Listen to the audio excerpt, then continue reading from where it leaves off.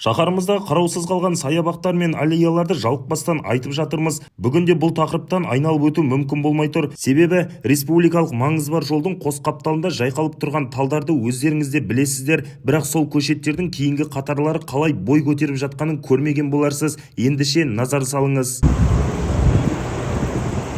Міне, бұл аталмыш жолдың қос қапталындағы жайқалып өскен желектердің екінші және үшінші қатары түгелдей қурап кеткен, бірінші қатары қаз қалпында сақталып, жап-жасыл болып жайқалып тұр. Бірақ сол жайқалған талдардың артында тек қана қураған талдар. Бұл да сәйкестік пе? Мен олай демес едім, себебі көшеттердің арасы бір-біріне жақын, бәрі бірдей суғарылады. Дегенмен жолдың бойында көзге көрінетіндері тамырын тереңге жайып жайқалып өседі де кейінгі қатарлары қурап қалады және оны түбінен кесіп құлатып, адам бойымен бірдей өскен арам шөптердің арасына тығып қояды. Мінекей, осыдан кейінде қаламыздағы саябақтар мен аллеялар тек қағаз бетінде жағдайы жоғарғы деңгейде болып қала береді. Ержан Смағұл, Жаңа Тұран, анық ақпаратпен жедел жаңалық.